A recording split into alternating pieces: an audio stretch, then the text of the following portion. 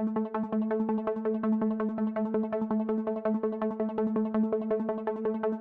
is, and always has been, and will be, the greatest spectacle in racing. This is the Indianapolis 500. One more lap to go. Pato goes to the lead. Josef Newgarden around the outside of Pato O'Ward. This is mind-blowing. Josef Newgarden is a two-time Indy 500 winner. Oh my goodness. Welcome back to DIVEBOMB IndyCar Podcast to review the 108th running of the Indianapolis 500. And as always at this race, it's delight for some, despair for others. And the delight this year was to Josef Newgarden once again, who went back-to-back for the first time in 22 years. A driver goes back-to-back at the Indianapolis 500 for her first two wins at the race. And wow, we experienced a roller coaster of emotions. I think whoever you supported. Some of us still probably aren't over that whirlwind yet, but it was a long delay. There was a 4-hour delay, whatever it was, but I think the general consensus is it was very much worth the wait. Yeah, I mean, what a day. I think I'm still riding that high. It was an incredible climax, obviously, with the last lap pass, turn 3 around the outside.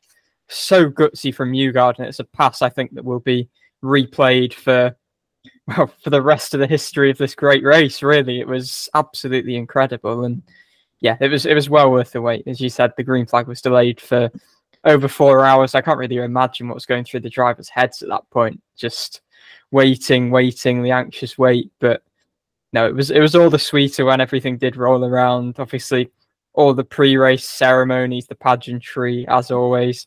You know, back home again in Indiana, always gives you some goosebumps. But no, I mean, to be fair, that all at the Speedway, Doug Bowles and co deserve a lot of credit for actually getting the race on, because I think there were points that we thought, you know, we might not be seeing a race until Monday. There's threat of more weather, but that thankfully stayed away and found a 4-hour window. The track was dried, and I mean, fans were allowed to experience what they make the trip often from afar to see, and it was a phenomenal event, and it kind of does feel like the end of Christmas when it's over.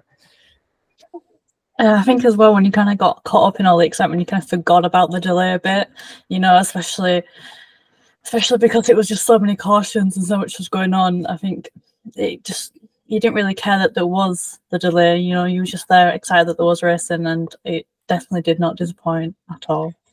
Yeah, it was the most on-track passes since 2017 with 649. 18 drivers led a lap, which is a new record. Obviously, not all of them on the lead strategy, but that's still a cool little quirk. There were 49 lead changes, which is, well, that's pretty much one every 4 laps. When you consider we had about a quarter of the race under caution, that is just a lot of action at the front. I mean, I don't think the leader was ever beyond the second clear at the front. It was just so tightly contested, and you know, it was a little bit of a crash-filled start or incident-filled start, but it ended with some real authentic green running. It was a real vintage ending to the race.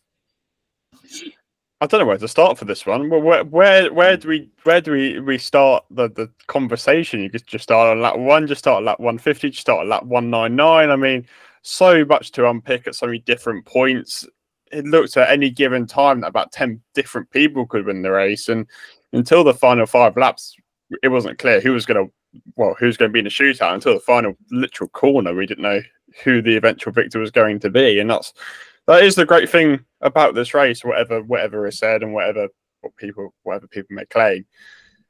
Yeah, I mean, it was a really good race. I think maybe the start was a bit frustrating with all the interruptions. We didn't get any green flag pit stops for about 150 laps or something like that, which was a bit frustrating. But once the race sort of got into its rhythm, it was actually really high quality racing. It was a mix of strategy, a mix of daring moves, a mix of pretty much everything involved. And we were to another climax finish. I think it's the 4th time there was a final lap overtake, and it's happened twice now in the last 2 years. I mean, you could argue there are technically 2 final lap overtakes, but that's probably never happened before. That might be one for the stat books, but yeah, I mean, where do we start with that one? It was an incredible 500. Whoever you support, and Wow. Yeah. Takes your breath away, this race, every year. Yeah, I guess there's no better place to start than Newgarden, really, who, to be fair, was not a major factor in this race until it got to the sort of latter part. I think one thing that, you know, his acting strategist, Josef Newgarden, said after the race is that they were kind of content to just be sitting 7th, 8th in the pack, save fuel, really just manage and methodically approach the race as long as, you know, they were in the top 3 when all the drivers say it really ramps up in those closing stages.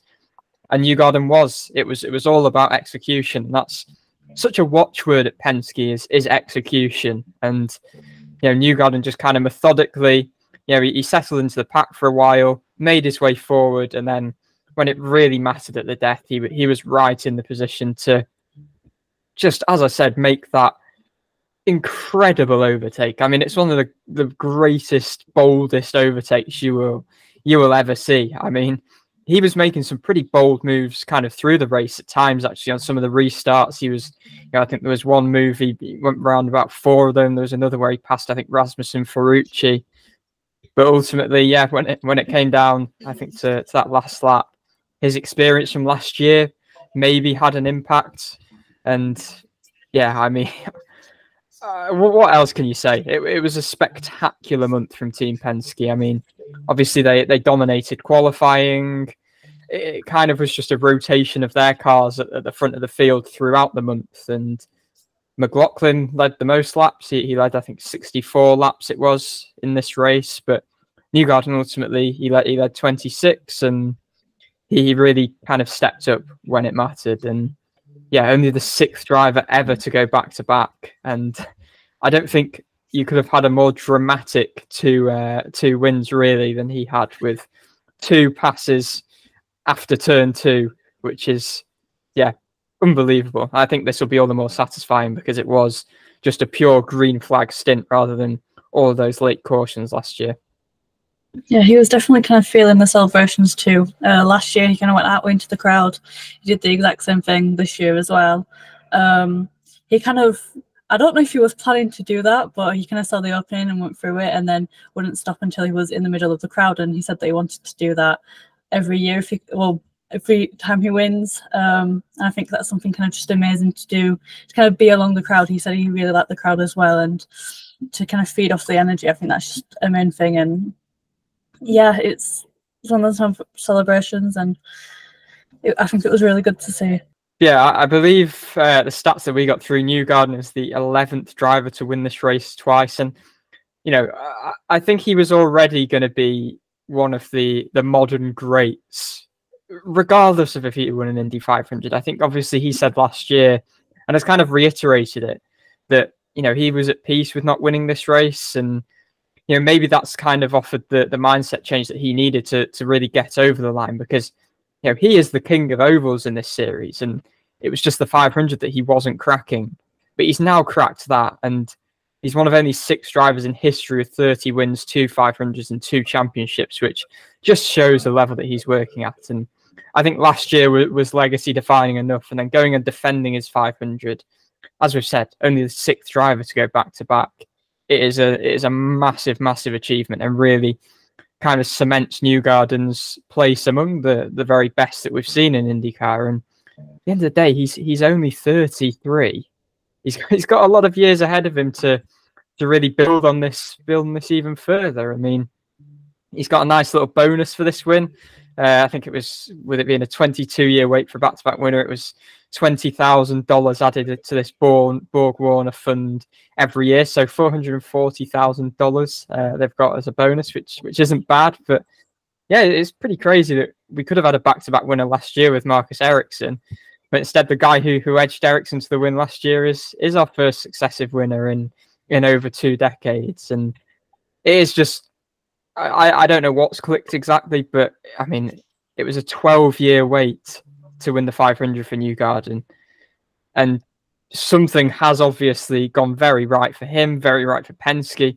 Obviously, it's been well documented how much effort they've put in and the step forward they made in qualifying. But yeah, they kind of maintained that through race trim, and it's an absolutely mammoth achievement. And just about as well executed a race as you can get, with the most decisive move when it really mattered. So yeah, he would have been a modern great anyway, but I think his status is only being elevated by this. And I guess it kind of puts on the back burner all of the talk from the last month about the push to pass stuff, all of that controversy, working with Jonathan Dugard as his strategist, Raul Prados as his race engineer.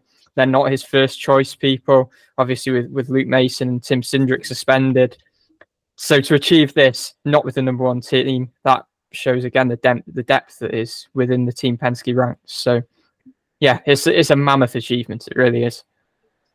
Maybe Tim Cindric should stay at home now.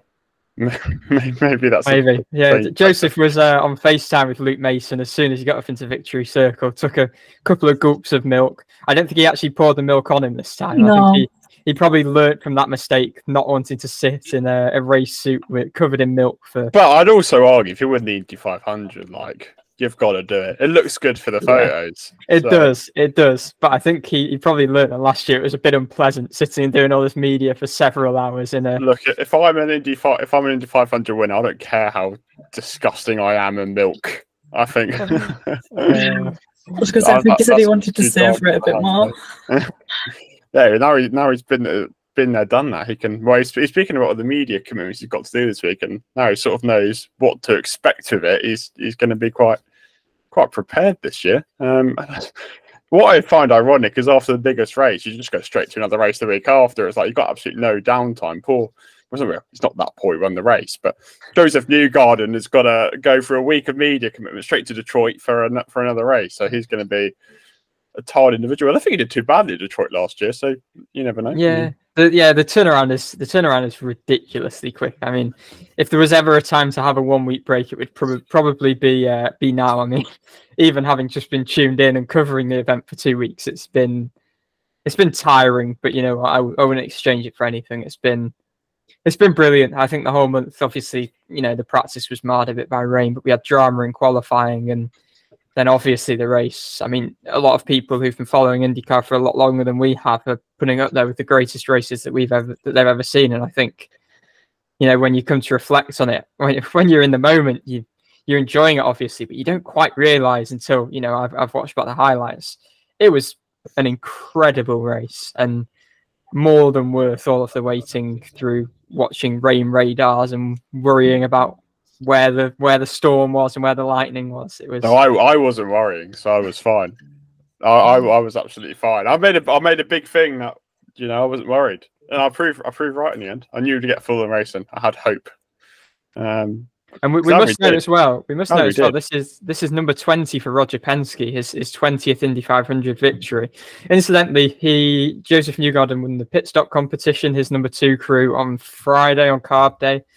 That meant that Roger Penske had 19 Indy 500 poles, 19 Indy 500 victories, and 19 pit stop competition victories. But so he's ruined that. He's completely ruined it. Newgarden's ruined it, and Roger Penske already has his parking spots at IMS changed to the number 20. So I'll have to win the pit stop competition, the pole next year, and not win the race, even it all out. But yeah, they've done the triple, haven't they? I wonder what the last time any team's done all 3 in a month. That's a good point. If only it was Newgarden on pole, that would be the proper triple. Yeah, well, we'll have to find that out for next week. The viewers know, you know, who's the last team to sweep the pit stop competition, the pole and the win. I can't get my words out today. Been a long race. I mean, that was what ended at 1 a.m. our time, and Newgarden didn't get out of the media centre until about 3, so been a busy evening. But yeah, I'm sure he won't mind. And I think it's quite cool that it ended quite late because you had a sort of sunset. I think Pato O'Ward called it dope or something like that. Badass is the word that Pato likes. But yeah, it was quite fun actually. Like sunset Indianapolis. I'd do it again. It's quite fun. Yeah, some nice photos. I mean, it was unique. The conditions. Obviously, it was a bit cooler. I think Newgarden felt that just made it all the more fierce, that racing at the end. And I think the lighting was actually. I imagine it could have been a bit distracting, some of the glare for the drivers, but I guess it only added to the spectacle because it was.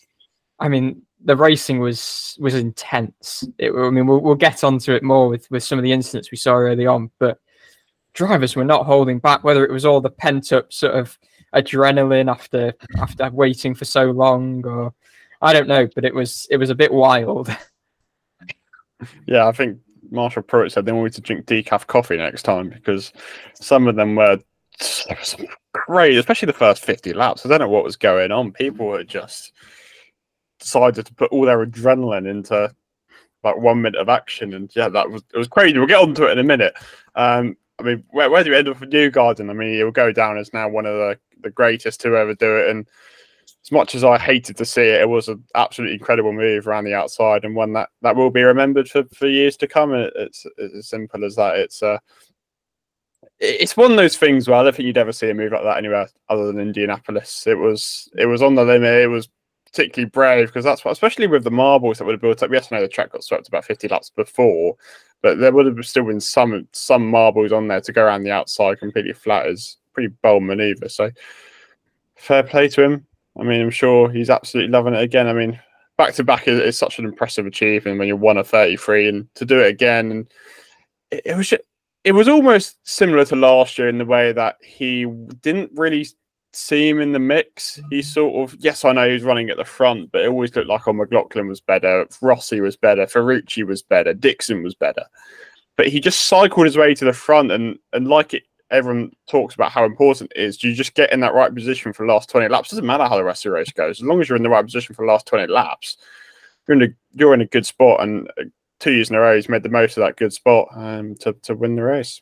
Yeah, I think, as I said, it was all quite methodical. I think they knew the whole time that they had the car, but they were just holding back, making sure they wouldn't, at the end of the day, we saw Rossi, for instance, he was pretty bad on fuel at the end. And, Newgarden was just during the race, making sure he was being efficient with his fuel by staying in the pack, far enough forward that he wasn't getting caught in some of the chaos. But no, with that move, I mean, he just said that he's going to you've got to put it all on the line because that's what you've got to do if you're going to win at Indy. And he gave a lot of credit to Pato O'Ward. Actually, he called him a champion, actually. And I think, might be a good time to get on to Pato. I know you're not particularly happy about the situation, Dan, but yeah, I think he said that, it doesn't work unless you're racing someone like Pato, who raced him with a lot of respect. And, Pato in the end was kind of quite, I guess, mature. He learned from last year where, he tried to, he went for that audacious, maybe a bit desperate move on Ericsson. And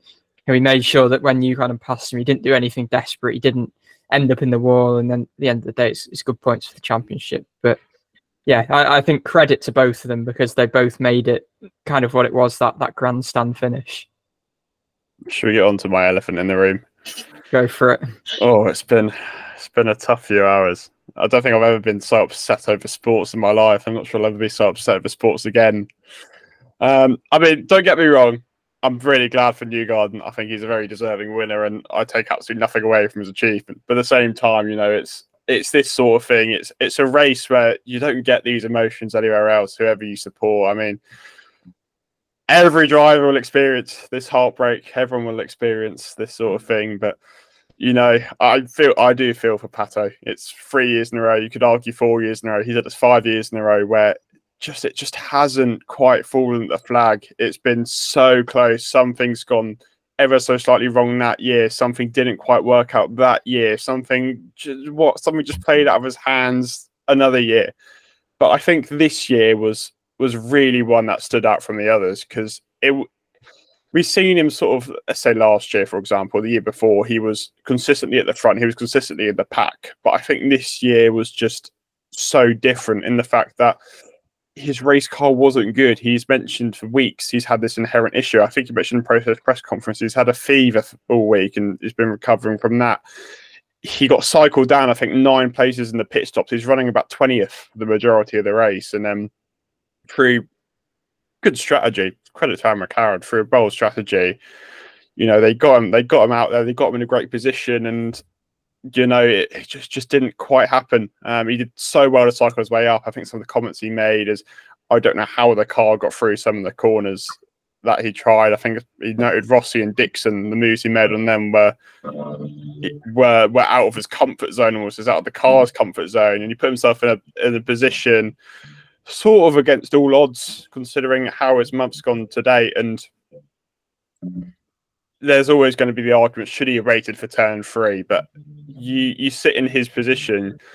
It's the last lap of the Indy 500. Of course, if you get an opportunity, you're going to go for it, because let's say he doesn't get the opportunity out of turn 3. I mean, you would absolutely be kicking yourself. And I think he should leave Indianapolis with his head held very, very high, because it's not one like last year where maybe he rushed it a little bit. It's not like the year before where he was too conservative.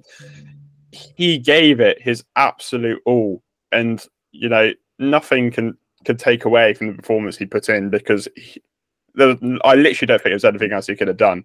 He sort of faced adversity all week long, and despite that, brought home a really impressive result. And I don't think we've ever seen him quite like the way we saw him post-race. He was quite literally in tears, reflecting on yet another close call. But this he mentioned the likes of Helio Castroneves, frustrations they've had. Yeah, I know Helio's are slightly different, but I know Tony Kanaan came to speak to him, and Kanaan is someone who's had such a similar experience, just waiting for that first win. And I'm sure it will come. You don't be in contention 5 years in a row by pure luck. And I think as I said, he should leave his head held very, very high, because it was an almighty performance.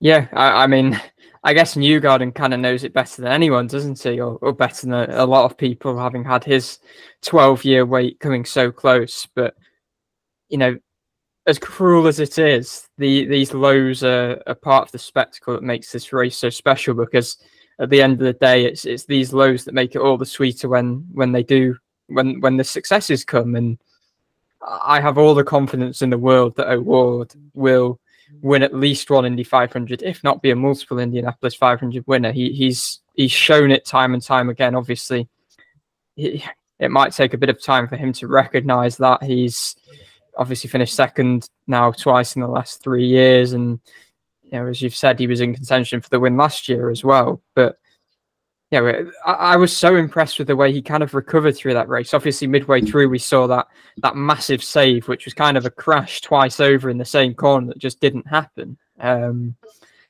he worked that alternate strategy really, really well. And in a race car that he had an issue with, that he'd kind of said he felt kind of helpless. And then I think it comes to Friday, felt a little bit better with it. But it's been a tough month. He admitted that, obviously, with this fever that he's had. And even early in the race, he just didn't look like a factor. I didn't really think he was going to be that much of a factor. I told you he would be, by the way.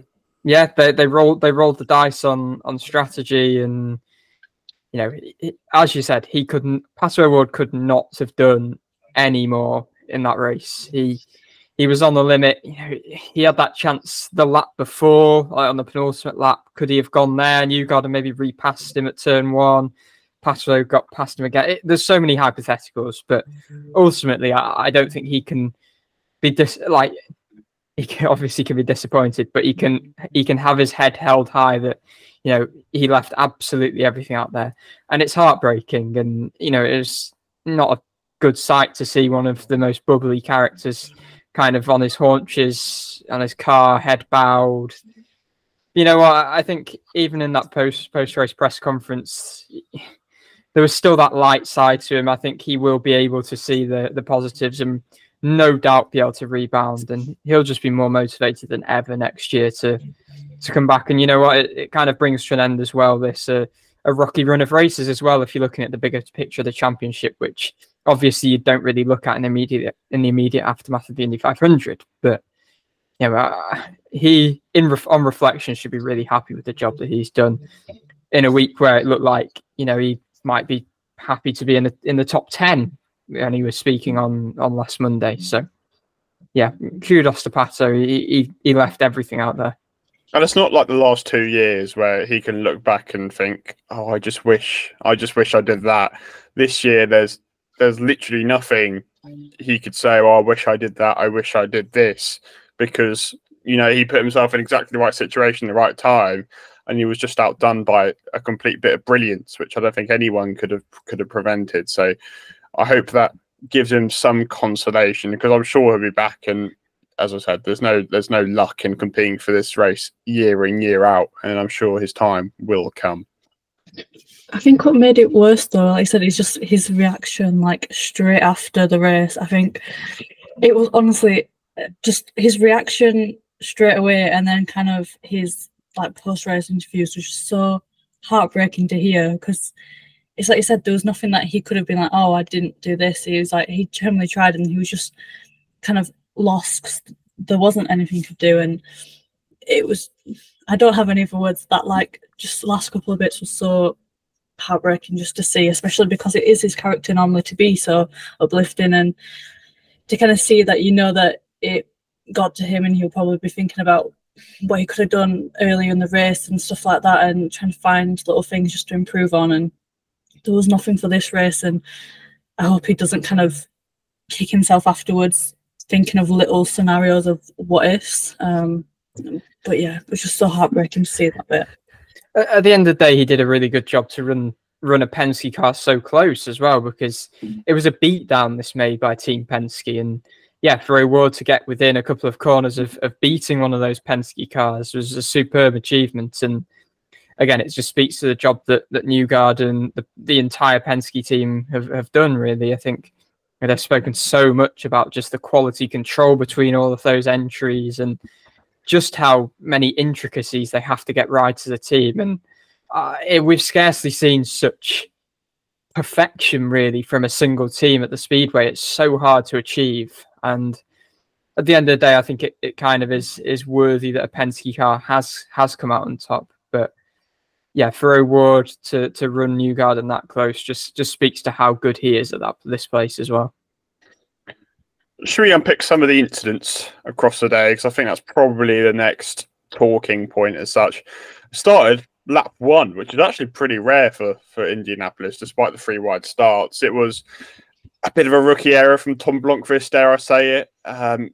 Got his weird on sort of the curbing, and once you're in that position, unless you're Pato O'Ward, it's pretty much impossible to get out of.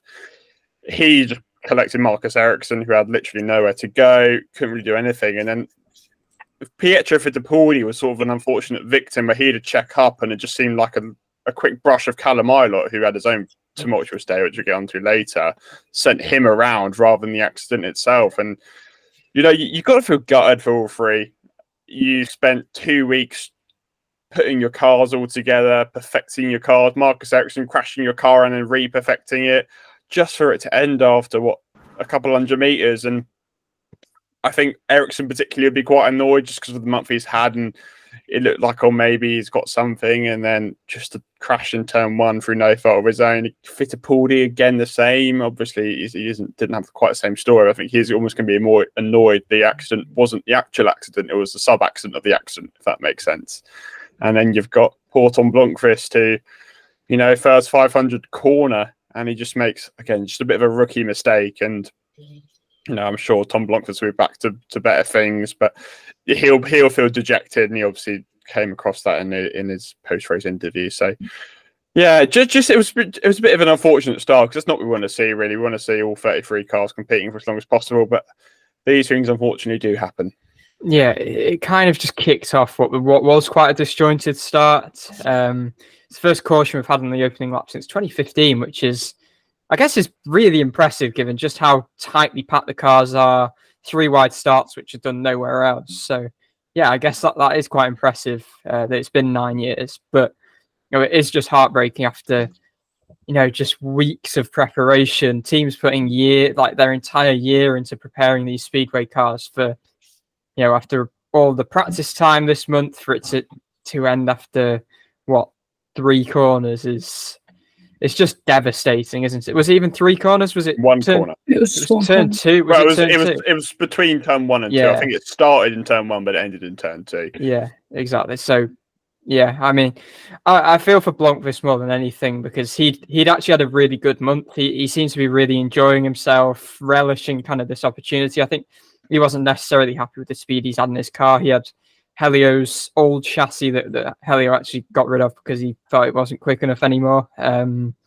But yeah, he said that, you know, the toughest thing has been traffic running, and obviously lap 1, the closest the cars have all been packed together, it's always going to be a learning curve for a rookie. So yeah, it was nothing more than a rookie mistake. And then Ericsson was unfortunately an innocent victim. However, I guess you could say he was kind of a victim of a very similar incident that he had in that Thursday practice session that was, at the end of the day, the reason that he was so far down and was to be caught up in that. So, yeah, I mean, it's just been a disastrous month for Ericsson after 2, frankly, incredible years at the Speedway. And then Fittipaldi as well. That was a nasty hit, actually. He went backwards into the safer barrier. I think he was in the medical centre for the longest, but they were all cleared and released in the end.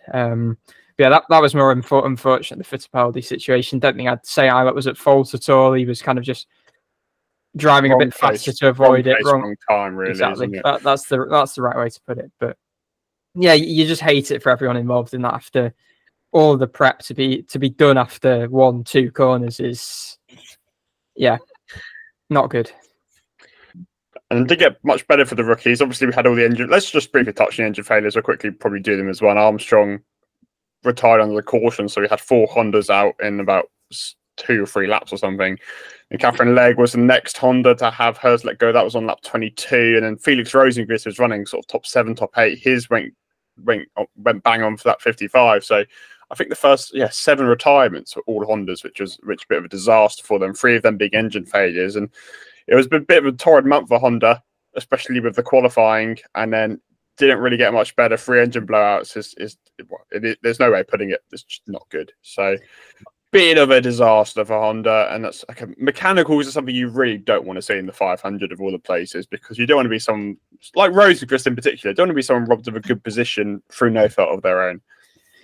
Again, you don't want to be kind of too critical, because credit is like they deserve credit for pushing as hard as they are in this engine battle, Honda and Chevy. But yeah, clearly there's kind of been a limit overstepped. Obviously with Chevy, we saw the plenum events that we spoke about last week, but I think it's been a bit more grave with Honda, and that must be at least 10 Honda issues we've had in the last month, because there are a fair few during qualifying weekend that we saw changed out, not necessarily for failures, but for issues, lack of speed that people saw, anomalies in the data. But in terms of actual blowouts, there were a couple in practice for the GP. We had Palou had a proper blowout in practice qualifying. Can't remember. Just practice. It was practice. Dixon had a change before qualifying. Yeah, exactly. Dixon had a change. Rahaal's gone through about 2 engines. I think Simpson's had a change. But you could go on. So many Hondas have been changed. And the issue here with these 3 failures was these were brand new race engines that had just been put in. So to have brand new engines going pop, which was the case in the practice, in that opening practice session for the GP as well, that's not great news. I think just to touch on the individuals, I think Marcus Armstrong, I hate it for him, really. I mean, his first ever Indy 500 for a rookie, especially when it's out of your control.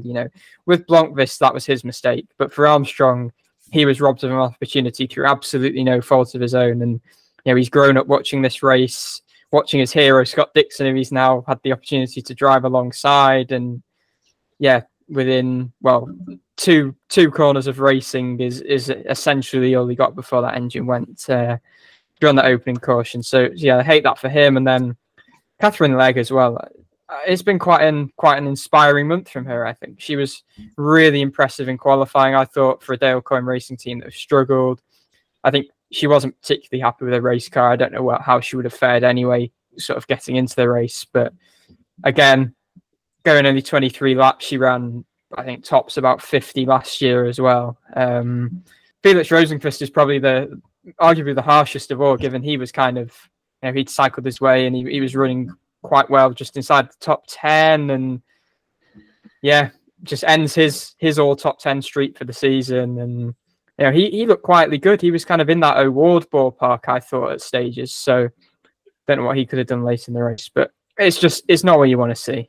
I feel for Armstrong the most, because you only get the Rookie of the Year prize once, and to be robbed on lap 2 for an engine failure is just so gutting. And I mean, I'm actually a bit of a shame, because I want to see what happened to Armstrong or Leg 1. I noted this in our chat, because both of them are vegan. So would they drink the milk?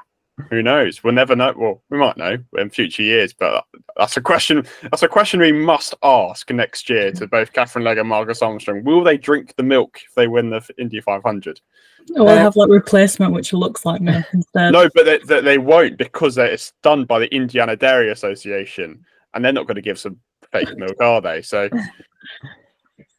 yeah, no, I just listening. Please tell us. I just wanted to say on Armstrong and I guess Blomqvist as well. They essentially come into next year, not, I don't want to say as rookies, but in terms of the race, they come into the race next year essentially as rookies as well, having not had that race experience.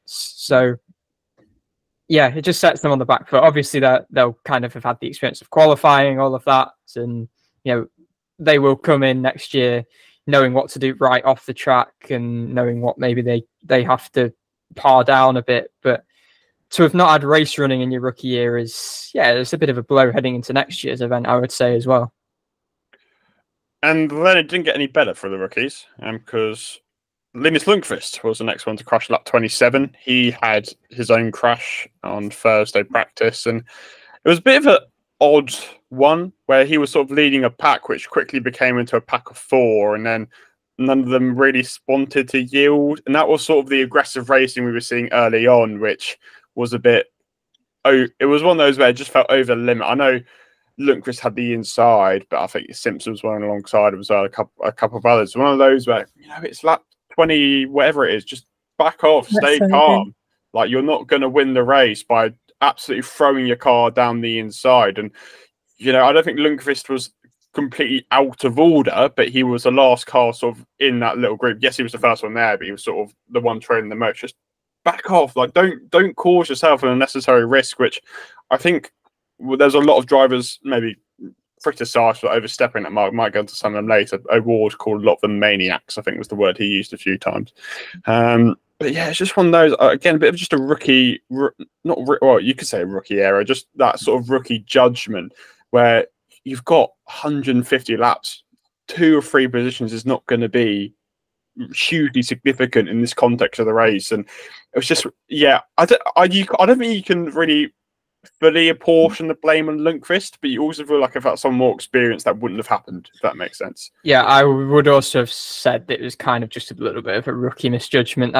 You can't say it was totally his fault, but I think of all of them, you would have probably said that he was the one who almost had the least of a run into that corner, and 4 wide into turn 1. It is a bit stupid. I think Townsend Bell said it was aggro. It was too aggro. It was a bit psycho, I think he said at times as well. It was just, it was a bit frenetic. It was a bit too aggressive. It was very much in the opening 30 laps, kind of what you'd expect to see in the closing 30 laps. And that mid pack was just a bit too crazy at times. I think some people were maybe not making the best decisions, and unfortunately for Lundqvist, he's not particularly happy, I don't think, with how his month has gone. He said, he's kind of living this dream. He's been waiting his whole life to run the Indy 500, but after qualifying, he was a bit torn. He was the lowest placed Ganassi car, and I think he generally just felt that he hadn't done the best job. He obviously had that crash on Thursday's practice session on that first week, so yeah, unfortunate for Lundqvist. I think he will have hoped for a lot more from this month, especially compared to where you saw some of his teammates running. I think, though, you've got to agree that it was in the first 30 laps, and this was the 3rd caution already. There's already been 2 before. One was an engine failure, but one was kind of just on the track, and you'd think that as they've already happened, you wouldn't want to risk anything else, especially just for the fact of, like you said, there's 4 going into the corner. That's just not going to be possible at all, and you'd think that you'd want more of kind of green racing. You wouldn't want it to be more on the caution. You wouldn't want that. So to kind of knowing that and going into it, I don't really know, unless I think they all just maybe thought that someone else was going to back out, and then no one really did. And I mean, it benefited some people, I think, because then people went into the pits, but there was just no benefit from it, really. Yeah, I mean, last year it took, just shy of 100 laps till we got the first caution. This year it was 3 within 30. And pretty much took 100 metres, didn't it? Pretty much had, I don't know whether we had 6 cautions maybe in the time, 5 or 6 in the time that we had like before we had one I last believe year, it was 6, but yeah, I think Yeah. it was 6. So, because the next accident was Colton Herta, who it's just so infuriating because he had looked so good all month. He didn't qualify maybe as well as he thought he should have done, but he did exactly what he thought he would do. He'd cycle to the front, he'd get in a really good position, and then just got away from it. It was a bit of a bizarre accident. We don't really know what happened. He sort of just almost had a brain fade and just like lifted off mid corner or something, and then it just all went careening away from him. And then the only damage obviously only appeared to be his front wing, and then everyone's like, "Oh, why don't you just continue, get him to refire?" But I would also say, in fairness, once you've sort of hit the wall at the 500, you don't want to be taking any risks there. And when you have an accident in Indianapolis, you don't. No one ever gets away that lightly, so you wouldn't expect him to go, "Oh, it's just my front wing, I'll carry on." So. Yeah, just a huge shame because he was looking so good, did exactly what he thought he would do, and he just threw it away like he's done just a few too many times in his career from good positions. Yeah, he looked like he had certainly a top 3 car in the field. I mean, he was kind of just, as we've kind of seen through Monday practice on Carb Day, he was kind of just siding through the pack from pretty deep in the field. He was kind of up in that lead fight pretty early on. He'd said on media day that where he was starting in 13th, he could be a bit more methodical, could take his time, but he was putting up some really, really good moves, and his car just generally looks like near enough the class of the field, really. And I don't know what happened for the crash, but whatever it was ultimately a mistake from Herta. And yeah, as you kind of said, Dan, we've kind of seen these errors a little bit too much in pressure situations, I guess you could say. And he definitely has to eliminate that sort of error in these big moments, because this felt like a really, really major chance to win the Indy 500. At that stage of the race, he was arguably kind of the best bet he looked to win that race. So yeah, no major damage. He kind of went back to the garage and he was back out pretty quickly, but yeah, real anguish for Herta, because that was a big shot, I thought, and I think everyone thought. I know he doesn't care about it, but the course of the championship as well. I mean, what a chance this was to really put a statement out there in the context of the championship. And it's just so frustrating because Colton Herta's got it in him, and just every year, or just in these good positions, just something happens to him, and it's just frustrating because I think Colton's quite well liked, and I think people do want to sort of see this prodigy win an Indy 500. I'm sure he will, but it's just frustrating, Then there was Captain America, Ryan Hunter-Reay, who I think had the second best save of the day. I know it wasn't quite the save he wanted to make, and then Dixon sort of just swerved across. Dixon says he didn't see him, blah blah blah blah, whatever. And then sort of just cut across his line, and RHR went careering into the grass, sort of did some lawn mowing, TK style lawn mowing, and then to be fair, lost his front wing, but ended up back in the pit lane pretty well. So fair play, it was a nice save from RHR. But yeah, again, a bit disappointing because obviously considering qualifying, yes, his race wasn't going as well as he probably had hoped. But yeah, just another bit of a disappointing story because we like seeing this one off entries, don't we? It was a bit bizarre when the camera first cut to him, because he was kind of just hurtling across the grass, and I thought, oh, is he out of control? Is he going to come back on the track? But no, he managed to actually save it pretty remarkably. And at that point, we didn't realise he'd done a 360-degree spin at about 200 miles per hour and kept out of the wall and away from any other cars. So that was remarkable car control.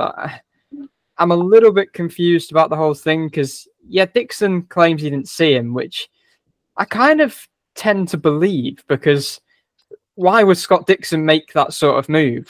It doesn't seem like anything you would ever see from Scott Dixon. I think Hunter-Reay was just as surprised as kind of everyone watching was. So, not really sure there whether it was some sort of spotter miscommunication, some spotter error, because at that sort of speed, you can't really rely on the driver to be exactly keeping tabs where everyone is. That's why they have spotters. So, I'm not entirely sure what the kind of cause of that was. It was dangerous move from Dixon. I doubt it was intentional, but yeah, I'm not really sure. And it's not something Dixon would do. No, that's what makes me think that he can't have seen him, surely. But yeah, it's a hard one. But regardless of that, I'm a bit confused by the fact he wasn't penalised, because he ended Hunter Ray's day with a move that was dangerous. What was the spotters doing? I don't know. Like, just odd. But yeah, he probably should have been penalised for that. Will Power was the guy I was trying to get past, by the way. Finally got it out there. It's a bit of a shame for RHR. And then I think it was literally on the next restart, we had another caution because Marco Andretti decided to bin it by himself. I think it was on the outside of O'Ward, and he'd lost it about 5 times and gathered it about 5 times and then crashed on the 6th one. So yeah, it was a bit of a bizarre one, but yeah, I think he just maybe got on the marbles and just lost it. Yeah, we didn't really see Marco all day anyway, but yeah, it's just a bit bizarre. It was it felt like quite a slow impact in the end, because he'd kind of scrubbed so much speed in his about 6 different wiggles that, yeah, by the time he backed into that was at turn 1 on that restart on the first lap after that. I think the wiggle lasted so long, it started in turn 1 and ended in turn 3. Pretty much. Yeah, it's kind of a bit of a blow. So you say he was running around O'Ward at the time. I mean, we saw obviously where O'Ward ended up, and Marco hadn't been happier with his car in about a decade, and this is someone who took pole in 2020. So he'd felt like they'd really cracked something, and I think he said it's been 5 to 8 years since he's genuinely felt anywhere near this happy. Which doesn't make sense to me, because he took pole 4 years ago. Exactly, but yeah, evidently I think just his feeling in the car, maybe the race car is just a lot better. But yeah, obviously his day kind of ended with that. Yeah, as I said, it was kind of a little bit of a slow impact in the end, but it kind of just compounded what was a just atrocious day for Andretti Global after Ericsson was out on the first lap. Herta, with a race-winning car, obviously made the error that we've just touched on, and then obviously Marco with his Kirkwood getting a penalty. Yeah, we'll get on to Kirkwood and his recovery, but obviously he at that point had just been penalised, I think. So yeah, it was just that they looked like the best Honda team, along with their kind of affiliates at Meyer-Shank Racing, who also had Felix Rosenqvist out with that engine issue and Tom Blomqvist out with the lap 1 crash. So by this point, it was Castro Neves and the penalised Kirkwood as the only 2 standing from their kind of 7-car arsenal. Yeah, and then our last caution of the day was due to Will Power. It was just a bit of a rotten day for Power. I don't really know what happened, because practice looked so good, qualifying looked so good. He was so confident, and then in the race, the first stint was all right, and then he just sort of vanished. McLaughlin and Newgarden stayed up there, and he just completely slowly fell down the pack, which compounded in a crash getting on the marbles, trying to overtake Christian Rasmussen around the outside of turn 1 or 2. I can't remember which one. I think it was turn 2. But yeah, just what a disastrous day for Power. I think I remember on one of the very early restarts, he just seems to be dropping like a fly. So he clearly just wasn't particularly happy with his race car, which kind of went against what we'd seen through practice, where I think many people kind of observed that Power almost looked the best out of all the Penske cars in the traffic running. So yeah, I'm really not sure what happened there, but he really wasn't happy with his car, and I guess the crash was was it desperation? I think it was just a little bit of an error, really. Maybe the marbles had built at that stage, and it just wasn't really on, and it was actually quite one of the bigger hits that we saw yesterday in the end. But obviously Will was fine. Flavor Flav was back in the pits. He was heartbroken. He was on the driver parade the day before through Indianapolis with Will Power after Detroit last year. He's going to be back at Detroit again come the weekend. But Kevin DOP. Power just kind of he just seemed to fall off a bit. But yeah, he seems in a much better headspace, obviously, without all of the off-track stuff going on this year. He's still within 30 odd points, I think, of the championship lead, less than 30 points of the championship lead. So he's still in a good position. But yeah, I mean, even if he had stayed in the race, damage limitation, he would have been better off. So yeah, disappointing day for Power. So that was the last of the incidents from the day. And then we obviously had that climatic ending. Should we speak about the guy we've been speaking about all month but haven't spoken about today? Carl Larson. his first IndyCar race, his debut, Indianapolis 500, and I think his quote was, "It was one of the most exciting days of his life, but turned out to be one of the most disappointing," or something along those lines. I mean, well, he was obviously trying to attempt to do the double. Rain delay, not really too much you can do about that, but good play. Good play. Fair play to Carl Larson. He stuck out doing the Indy 500, which is exactly what we wanted to see. And then was running fairly well in this first. It had a bit of a bizarre moment on the first restart where it just seemed like he'd lost. He just was in the wrong gear or something along those lines. It was a bit bizarre, and then he was sort of running in around the top 10 the rest of the day, which was good. Yeah, it was good. And then sped in the pit lane later on. The two things Larson mentioned was he was going to struggle with was starts, restarts, and pit lane, because that was the two things which you can't really practice too much in practice, which is just a bit of a shame. And then to compound his misery, he got to Charlotte Motor Speedway, and as soon as he got there, the rain started coming down, and NASCAR waved off the race. So.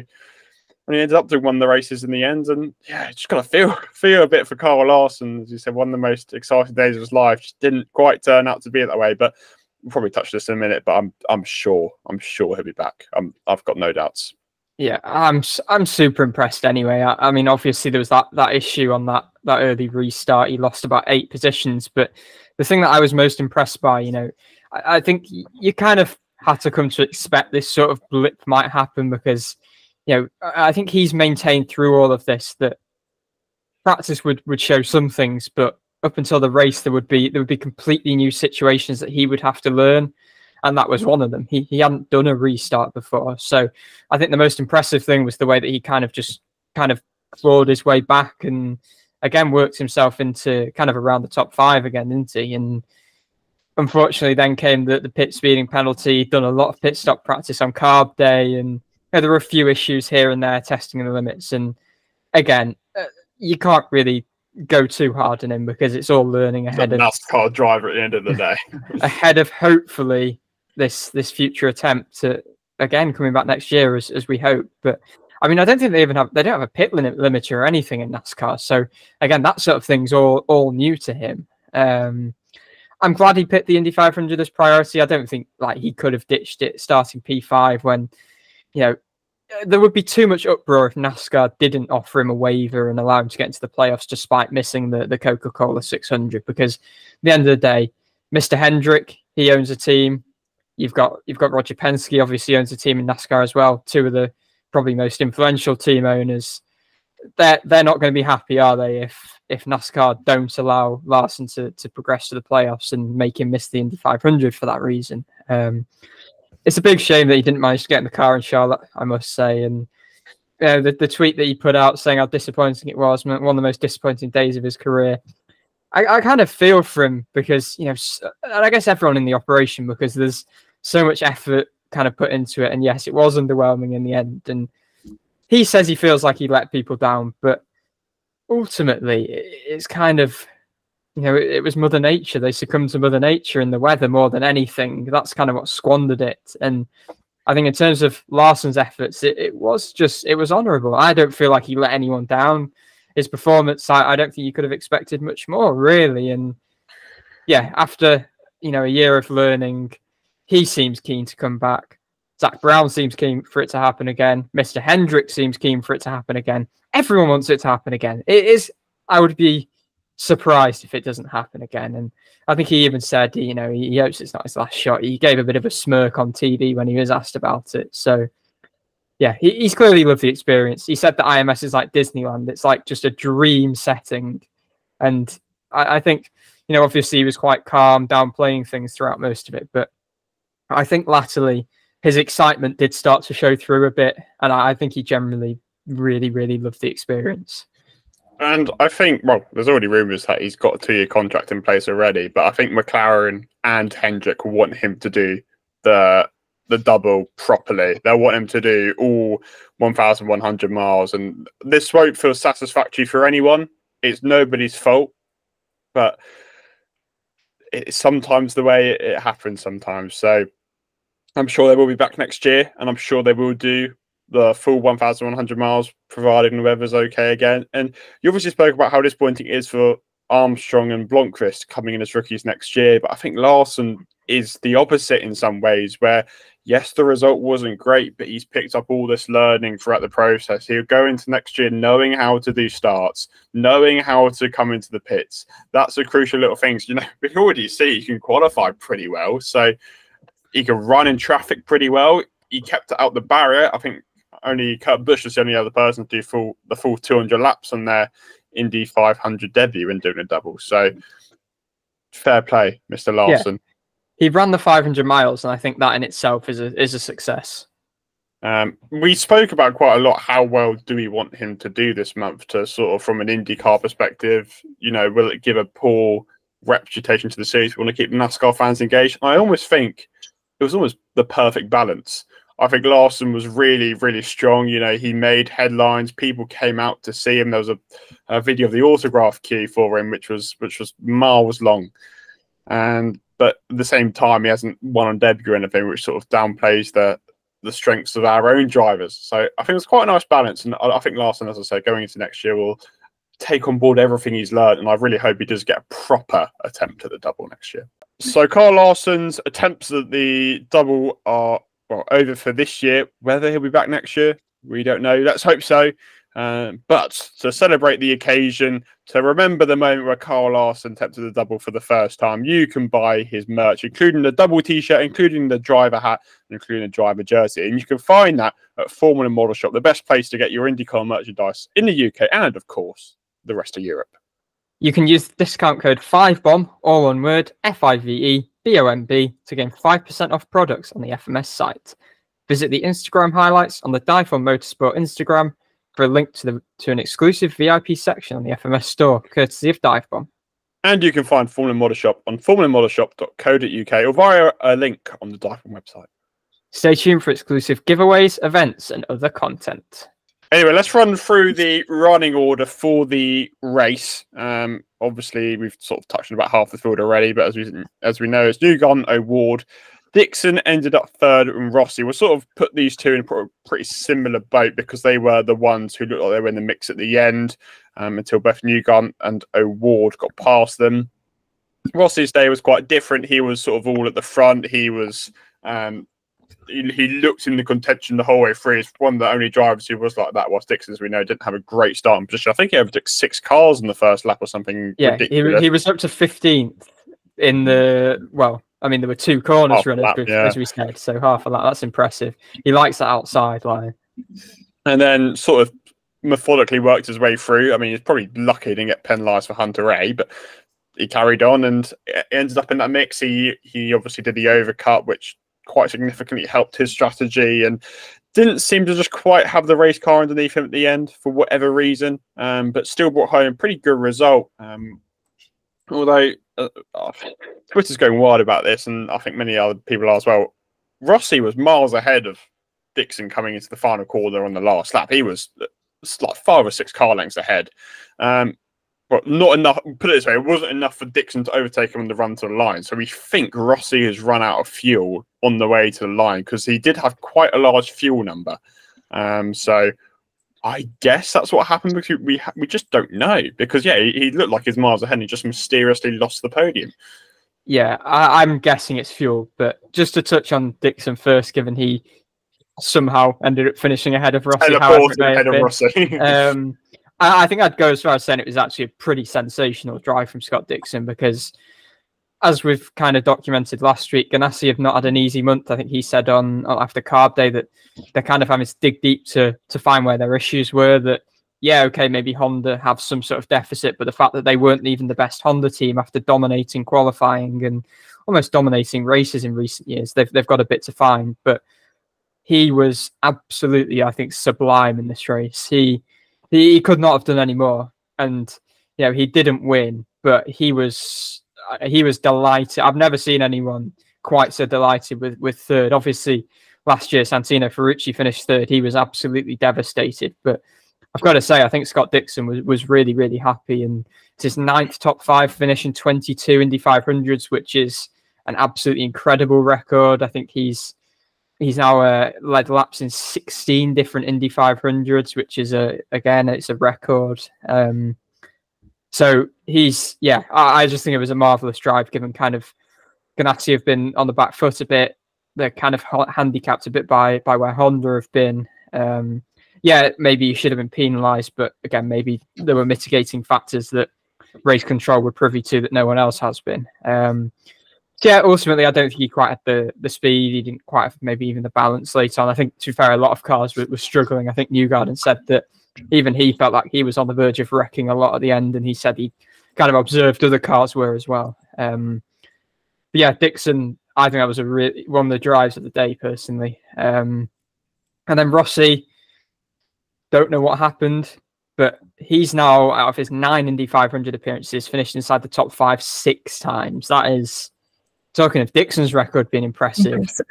Rossi is some force at the speedway, and I think this was proper Alexander Rossi that we saw. And yeah, unfortunately, I think he was handicapped by this fuel number. But you know, him and O'Ward were working well together, exchanging the lead in those latter stages. And I think there were points in that race where, you know, you'd have said McLaughlin was the strongest car. You'd have said Herta was the strongest car, possibly.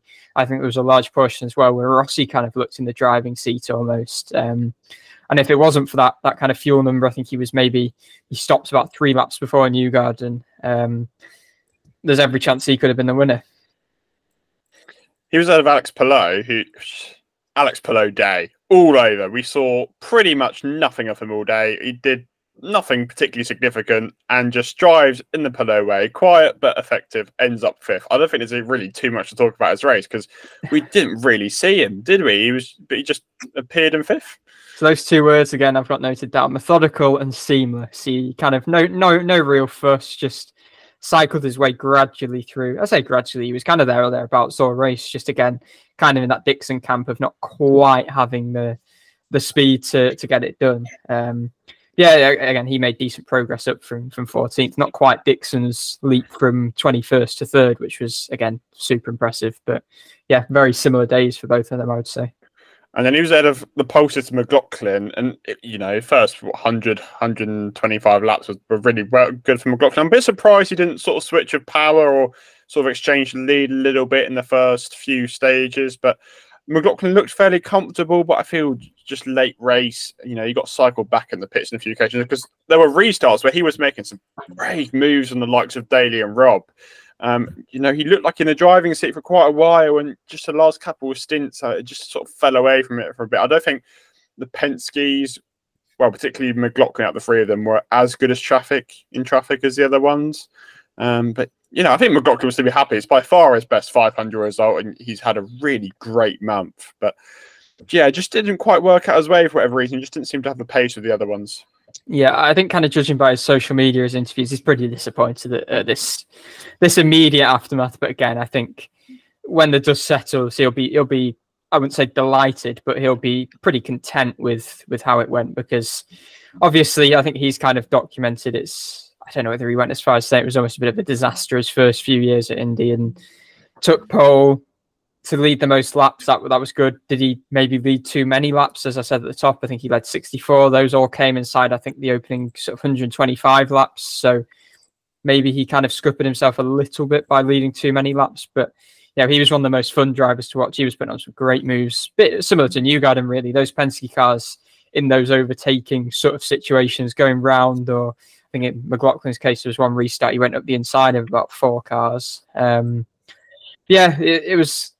He looks in control for quite a while, and he had a bit of a clutch issue, I think, which was causing him to maybe lose a position or so during the pit stop cycles. But ultimately, I don't think that was quite his undoing. I think kind of late in the race, whether there were kind of balance issues or ultimately it can come down to experience, because he's not been in that situation before, and it's so unique, that sort of situation late in the race. So I still feel like he's really cracked it, and come next year, he's had this experience now up near the front of the pack in the race. I think he'll be in a good position, and I think it's worth just noting as well, he's been working with Simon Pagenaud. There was this whole thing made of, after qualifying, he mentioned that he'd had I don't think he said it was a secret mentor, basically. It was just someone who said he was thanking for helping him. He wasn't going to name them, But then Pagenaud was on his timing stand on carb day and kind of admitted, yeah, it was me helping McLaughlin. I actually quite proud of my prediction. I said when this kind of quote first came out, I wonder if this is Pagenaud, because he won in 2019 with McLaughlin's engineer Ben Bretzman on his stand. And I think, first of all, great to see Simon back at the track. McLaughlin said part of this whole deal was he kind of just really wanted to help give Simon an inroad to kind of just stay in the eye line of people, stay in sort of in and around the track. And they were sharing notes and stuff, I think. And it was quite poignant as well, because Pagenaud was back at IMS because he was doing a parade lap in Gilles de Ferran's 2003 car. And Pagenaud, well, Gilles to Pagenaud was Pagenaud's Yoda, as he called him, kind of his mentor. So maybe it looked a bit like Pagenaud was trying to repay that favour and, give McLaughlin that same kind of guidance while he's on the sidelines. Yeah, when the dust settles, I think McLaughlin should be really pleased with his performance. He was ahead of, as Tannenberg called him, Kirkwood, who had a pretty interesting day. They got a penalty for sort of punting Eilert in the pit lane. Bit of a debatable one. Kirkwood thinks it was pretty harsh. I mean, Eilert sort of checked up to go into his stand, and that sort of, Kirkwood did hit him. It's not really intentional. I wouldn't say it's massively Kirkwood's fault. I neither think the penalty is wildly unfair either. It's just one of those 50-50 ones, which sometimes you win, sometimes you lose. But he drove a good race, other than that. It's got to be said. They just speak of the little incident. Like I said, he kind of punted Eilert into the pit, but then he missed his pit slot and went into, whose was it? It was, no, I remember Ed Carpenter's. Yeah, went to Carpenter's. That kind of caused a little bit of an issue because they had to wait. Carpenter was coming in at the same time, so they had to wait and pull Eilert back, and then it kind of like missed them. Like lost a few seconds between them, but yeah, it was just one of them things. Yeah, it was a weird one because Eilert hadn't faded down to go into his pit box maybe early enough, but I think the replay also showed Eilert was kind of having to avoid other cars coming in front of him. It was one of those classic kind of yellow flag stop crowded pit lane situations. But no, Kirkwood, it kind of begs the question, if he didn't have that penalty, where would he be? Because yeah, okay, maybe he wouldn't have been in that very sort of the fight at the head of the field, because he did drop back a couple of places. I think he went off strategy as well. Yeah, he did drop a couple of places at the end. But kudos to Brian Herta as well, because that was a really, really incredible strategy to kind of get Kirkwood back in the ballpark there. But again, good execution from the driver as well. And that's kind of two now performances with Andretti where I think two Indy 500 displays from Kirkwood with Andretti that have been pretty impressive, and I think he's going to be knocking on the door for Indy 500 wins in years to come. And then it was Ferrucci who continues his rather remarkable record of finishing in the top 10 for every Indy 500 he's in. I think he'll be a bit disappointed. He was pretty strong in the opening few phases. He was giving a bit of pressure to McLaughlin and ended up 8th. He was quite quiet, unlike Ferrucci usually, but ended up 8th. And I think he'll probably be a bit disappointed. But we didn't really see him much after the first about 75 laps. So yeah, I thought early laps we saw him making a few of those sort of classic Ferrucci moves, but I don't, because he was running kind of second, wasn't he? Whether I can't remember whether it was net second or actual second, whether there were any of those off strategy guys in front, but yeah, he was basically running behind McLaughlin for a few of those kind of early exchanges. He had a bit of a slow stop, I think. His second stop, I remember being slightly slow. And that kind of dropped him back into the pack, and he never really seemed to recover after that. And then, talking of pit lane disasters, Rinus VeeKay, yet again, what is happening with him in pit lane in recent Indy 500s? Who did he hit this year? It was a green car, I feel like. Does anyone remember? Canapino, I believe. Canapino, yes. It was a Juncos or some car. But anyway, it was good avoiding action, actually, from Canapino, to be fair. What was did VeeKay get sent to the back? Or VeeKay got I believe he got a drive-through. Was it sent to the back? We will have to check that, because I feel like it was sent to the back. But anyway, the point is, VeeKay had... VeeKay obviously had that incident. Yeah, a bit like last year, he actually recovered to a fairly decent result. We didn't really see too much of, but he will have been dropped to the back actually, because it was under a yellow flag situation, so he will have been dropped to the back. I will find it. Fish car 21. I have it noted as sent to the back. Restart at the Yeah. back of the field. 'Cause I believe the way they do it is if it's under a yellow flag, they'll just drop them to the back. If it is like Kirkwood, I think by the time his penalty was being served, or by the time it had been awarded, it had already gone green, so that's why it was a drive-through. But yeah, no, VK, to be fair, I think Ed Carpenter Racing just come alive, don't they, at the Speedway, and they worked him back into a pretty good spot with that strategy. It's one of those weird situations like with Kirkwood where it almost kind of forced their hand into a bold strategy that worked out. But again, it's a good drive from VK. Before the penalty, he was right there in the top 10, and yeah, he's just really good at IMS.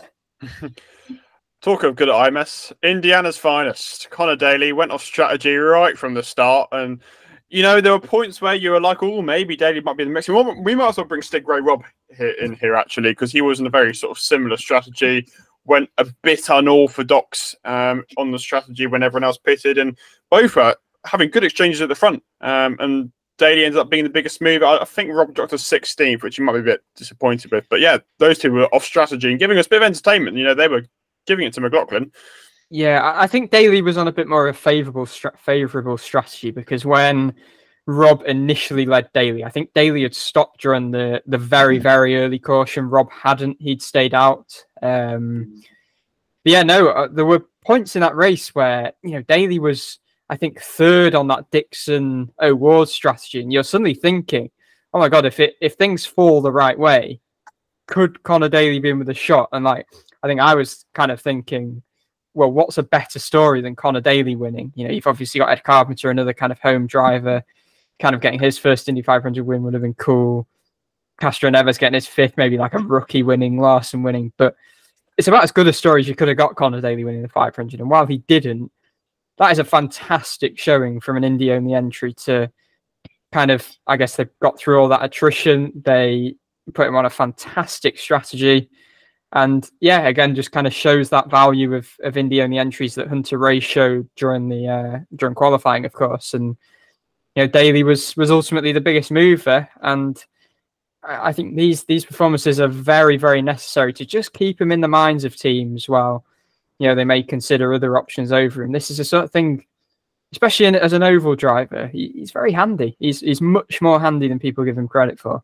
Then Stingray Robb, he led the third most laps in the end. And I mean, yeah, they weren't, say, true laps led because he was off strategy, but you know, it was good experience, and I think it was quite reassuring seeing him fighting at the front and not just getting swallowed up. You know, he was, you know, if he got overtaken, I think there were times that he made his way back to the front, and it was on a couple of separate occasions, I think, that he found himself at the front. So, you know, whatever happens long term, it's something on his career resume that he led the third most laps in an Indianapolis 500. And it's been his best race to date. Yeah, that was exactly what I was just about to say. I've got it noted here. But that was probably his best IndyCar race to date. He executed it really well. And yeah, obviously, ultimately on strategy wasn't there. But I think just when he was at the front, the fact that he was holding his own, I found really encouraging. And hopefully it offers a platform for him to build on. Yeah, he gave it to McLaughlin, as did Daly. And that's what we like to see. Callum Ilott finished 11th, and he had the most chaotic day of anybody, I think. Almost missed the start through some sort of shifting issue or something on those lines. Had to replace. There was a weight jacker problem. That's my next point. So he had a weight jacker issue where it was stuck for the entire race in this one setting, which meant they had to put loads of downforce on it, and it was a bit of a nightmare. And he's brought home, all things considered, I think, a really good P11. Really good. Yeah, where did he finish? Did he finish 12th last year? So yeah, I think so. Yeah, that's gone one better than last year, and I think you could argue he had an even more. I mean, obviously his month last year was pretty tumultuous, but this was a race that was just as tumultuous. Well, maybe not quite as tumultuous, but similarly tumultuous. He's not really had a smooth run at Indy thus far, has he? Crashed out in the first year. Last year had the car, the chassis change on the eve of qualifying, and obviously this, you know, supposed to be starting in, was it 15th, and then ends up starting last, and then obviously the collision with Fittipaldi on the first lap, and it just looked like it was going to be a nightmare day. Obviously then he's punted into Carpenter's box, and to still finish P11 when you also factor in that he had a defunct weight jacker, fair play. That is a really, really, really strong performance. I think next person also deserves a bit of a shout out. Christian Rasmussen was maybe one of the most electrifying drivers of the day. He was going toe to toe with Canapino all day, it felt like. And, you know, Rasmussen's been a bit controversial this month. He's been, some drivers maybe seen him a bit out of order, making moves that you shouldn't make, especially for a rookie. But Rasmussen's attitude has been, I don't care. I'm here to fight for my own, and good on him. And, you know, he was still making his gutsy moves. He's running quite well. Dropped ever so slightly to 12th. Maybe he thought there was a bit more on the cars. But, yeah, good performance. Nice to see a rookie getting their elbows out. That's the thing I like the most about him. He showed a nice bit of character, hasn't he? You know, yeah, I don't care what people think. I'm running my own race or running my own program. When he was in practice trying to run the high line at times, he was testing the limit, seeing what was over the limit, and ultimately it paid off in the race, because I think it was kind of one of those where you thought he was either going to have an outstanding result or crash. And I think in the context of, especially, it's been a bit of a rocky start to his IndyCar career, this has been a pretty stellar result, I would say. And yeah, he kind of stayed calm and settled a little bit rather than keeping on making these really aggressive, bold moves. I think he was as high as sort of running about 7th, wasn't he, at points? And I think he did lead. I think he was one of the 18 drivers that led a lap at some point for whatever reason. So yeah, he's up there with my drivers of the event, I would say. He was ahead of a RLL trio of Lundgaard, Sato, and Rahal, all of which are pretty quiet, but I think we'd be pretty happy to get a decent result. Sato had a bit of a moment where he sort of stepped out of line and won the restarts. Did he get a penalty for that? I don't think he did. Got a penalty for something on a restart. I don't know whether it was. I think it was maybe a bit later in the race, though. It was. It was lap 111. He got a restart at the back of the field for being out of line and restart again.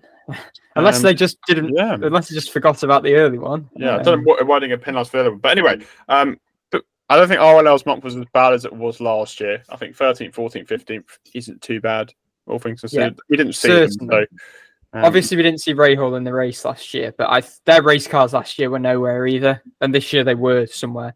Like, there was one point where Rahal suddenly appeared in the top 10. And he started 33rd. I mean, even to finish down in 15th from 33rd, make up 18 places. That's, I think, Daly started 29th. He gained 19, so Rahal gained 18. Rahal gained 18, so it was a very, very kind of similar sort of drive. And yeah, obviously we don't know what Fittipaldi would have done if he hadn't had that crash. But I think Lundgaard, again, this is, I guess, his best run at the 500 so far. Yeah. He was another on that kind of off strategy. He led a lap or two.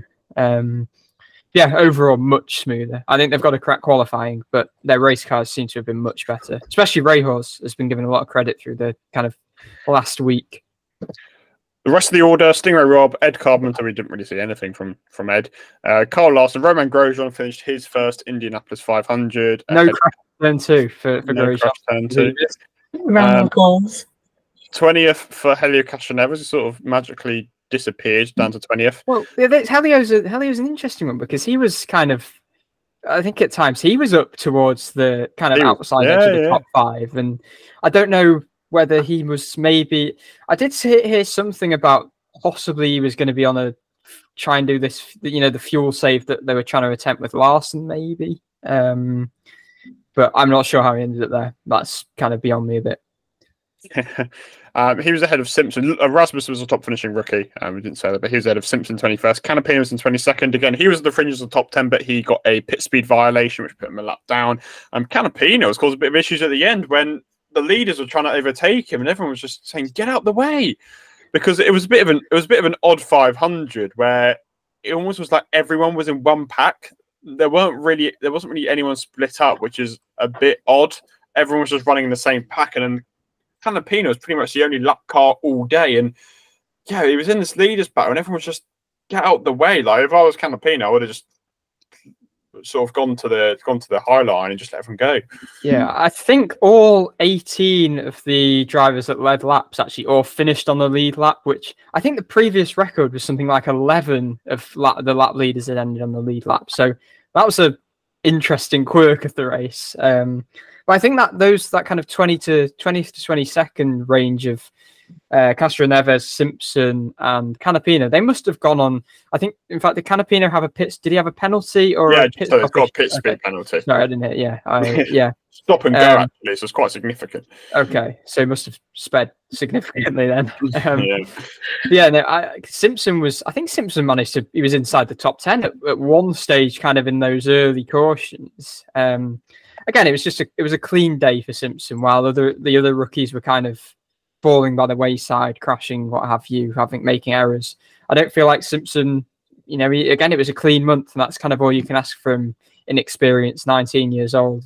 Again, not a phenomenal result, but fair enough. And Canapino, I mean, he deserved to finish. I mean, he had probably a top 10 car, and if it wasn't for the pit speeding issue, then there's every chance he probably would have finished up there. Because, I mean, when he was kind of in that lead pack, he wasn't like he was like falling behind them or anything in particular. He kind of had the pace to keep up with them. But he did overtake, didn't he? As well, to get back onto the lead at one point. Yeah, and then they got kind of re-overtaken, shuffled back a bit. But yeah, he was one of the most impressive drivers this month, I would say, Canapino. It was a real kind of turn up for the books, and we kind of don't know if he'll be back next year. But if he keeps this trajectory, yeah, I don't see why he wouldn't be.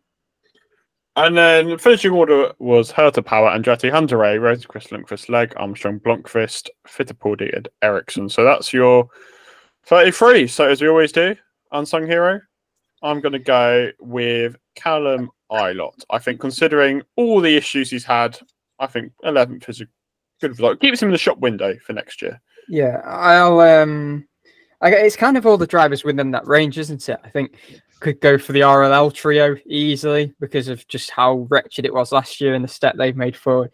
I'm going to have to go for Connor Daly though, because I don't know. Can you say he was unsung as the biggest mover? I think I'd go for Connor Daly, or Christian Rasmussen again. But I feel like his praises have been sung quite significantly actually as the highest finishing rookie. I'm trying to think who hasn't kind of been, like you said, praised for it. I kind of just want to go with Stigma Rob. I feel like we've already said his praises, but to kind of be on the lead lap, yeah, it was like the difference of strategy, but to kind of be leading it and kind of he overtook McLaughlin at one point, so to kind of being able to do that, I think he's really incredible. And yeah, maybe he can try and keep up this energy kind of going into the rest of the season. Good shout. Funny moment of the weekend? Anything pop out? Did anything really happen? I'm thinking, I guess Flavor Flav being back with World Power is probably the one that. I mean, we don't know much about Flavor Flav as Brits, but he's by all accounts a big name over in the States, and the fact that he's a Will Power and Kevin Lee superfan is brilliant. There we are. Who thought Kevin Lee would have fandom?